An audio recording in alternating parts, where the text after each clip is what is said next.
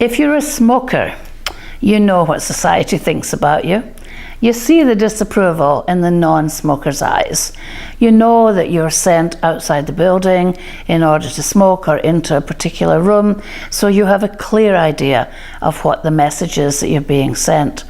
And that's the issue that I want to talk about here, is what's called stereotype threat, is the fact that we take on the negative messages that society gives us and we internalize them.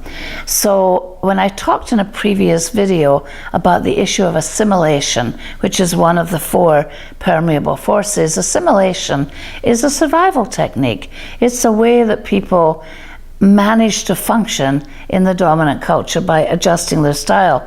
Stereotype threat, on the other hand, is what I call a sabotage process, because what happens with stereotype threat is that we consciously and unconsciously take on negative messages from society and we turn them in on ourselves.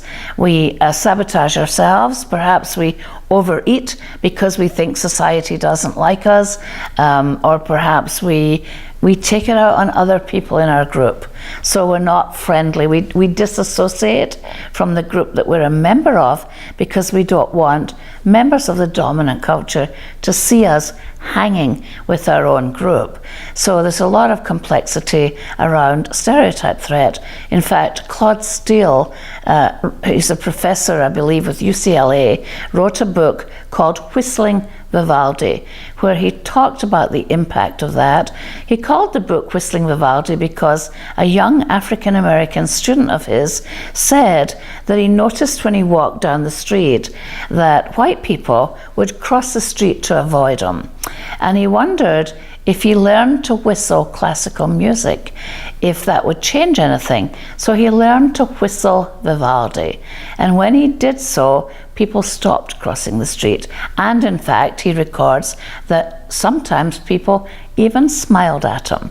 So we take on a lot of messages from society, we internalize these messages, and then we act them out. We take them out on ourselves, we take them out on people who look like us. Again, there are 3 immutable forces: dominance, unconscious bias, and degrees of difference. These are not going to go away. We're going to have to learn to live with them, and at the same time, the more conscious we are of them, the more likely we are to be able to have some control of these variables. But there are also 4 permeable forces.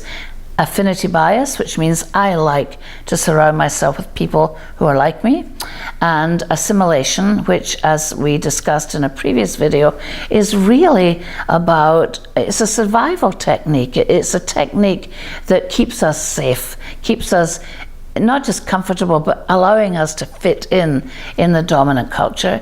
And then there's stereotype threat, which I see as a sabotaging process, a message that we unconsciously get from society that impacts the way I feel about myself and impacts in a way that causes me to feel negative, or to indeed take it out on not just myself but other people in my group. So it has a lot of energy, and we really have to be willing to raise it to consciousness so that we can catch ourselves when we're turning that negative energy in on ourselves, and we have to do the work that it takes to understand it.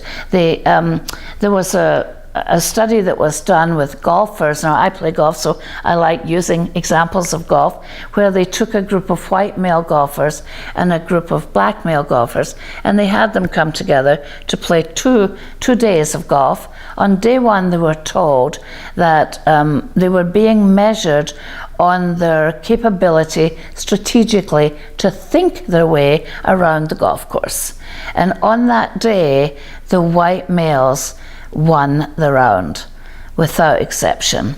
On day 2, they were told that they were being measured on their physical prowess, their ability to strike the ball and hit it as far as they could.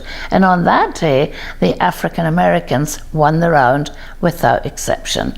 Now, the internalized messaging there is that the stereotype was that white men were capable of thinking strategically, and on day 2 that black men were better at sports, better at running, better at physical attributes.